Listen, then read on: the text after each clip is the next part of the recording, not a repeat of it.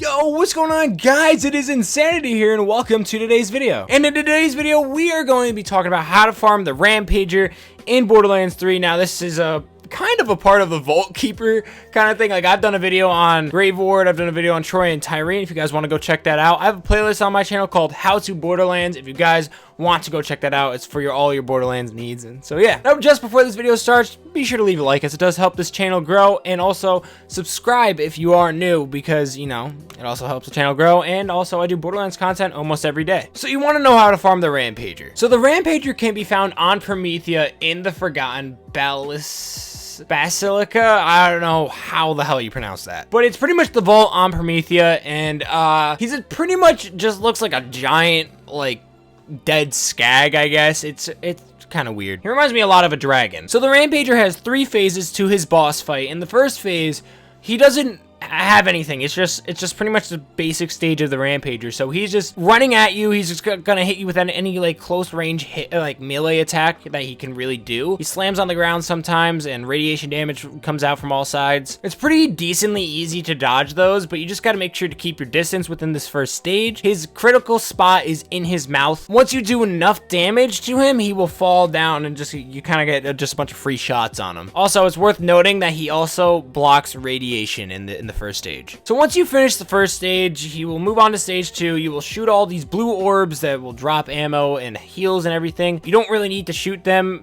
to cancel him from absorbing a lot of power, because that's not at all what this really does. I find if you let him absorb it all, if you shoot all of them, it does the same exact thing. So he will get a dragon head. He will get it out of his back, which is kind of cool to watch, but also kind of like cringy to watch because you hear the bones cracking. So the Rampager will start jumping from side to side of the stage, and he won't jump for that long. He'll eventually come back to the middle and start meleeing you again. He will still be up in your face a lot. He'll try to melee you. If you're Zane, use your Digiclone to make him focus on the Digiclone so you can just get free shots off. His critical hit spot is still in his mouth or on his chest. It's smaller than the first stage's hitbox, but just like the first stage, if you damage him enough, he will fall down and you will get some free shots in there. Also, in this stage, he also resists corrosion damage. Moving on to stage 3, which is probably going to be the most tanky part of the fight.